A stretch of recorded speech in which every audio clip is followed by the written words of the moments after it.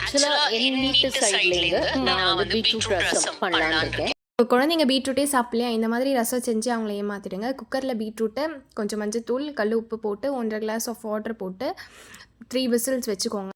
பல அளவுக்கு ஒரு புளியை வந்து சைடில் ஊற வச்சுருங்க. அப்புறம் இது மிக்ஸி ஜாரில் கூட நீங்கள் அரைக்கலாம். நான் வந்து இன்றைக்கி கல்லில் தான் தட்டி எடுக்க போகிறேன். அப்போ தான் டேஸ்ட்டாக இருக்கும். மிளகு, சீரகம், கருவேப்பிலை, பூண்டு, தக்காளி, பச்சை மிளகாய் எல்லாம் போட்டு தட்டிக்கோங்க. அதுக்கப்புறம் நீங்கள் கொத்தமல்லி தண்டு கூட போட்டு தட்டிக்கலாம். இந்த பீட்ரூட் தண்ணியை முதல்ல பீட்ரூட்டை அரைச்சி அந்த தண்ணியிலே ஆட் பண்ணிக்கோங்க. சைடில் வந்து ஒரு சின்ன பாத்திரத்தில் எண்ணெய், கடுகு, சீரகம் போட்டுக்கோங்க. சீரகம் போட்டுட்டு கருவேப்பிலை, அதுக்கப்புறம் காஞ்ச மிளகா, கொஞ்சம் பெருங்காயம் போட்டுட்டு நம்ம அரைச்சி வச்ச இந்த மசாலாவையும் அதில் போட்டுக்கோங்க. 2 மினிட்ஸ் சாட் பண்ணிக்கோங்க. அதுக்கப்புறம் இதை வந்து சாட் பண்ணிட்டுக்கப்புறம் அந்த பீட்ரூட் தண்ணியிலேயே நம்ம வந்து இந்த மசாலாவை ஆட் பண்ணிடலாம். கொஞ்சம் மஞ்சத்தூள் போட்டு நீங்கள் அதை ஆட் பண்ணிக்கோங்க. அதுக்கப்புறம் புளி நம்ம ஊற வச்சோம் இல்லையா, அந்த புளியும் கரைச்சிட்டு கொத்தமல்லி இதெல்லாம் தூவி போட்டுக்கோங்க.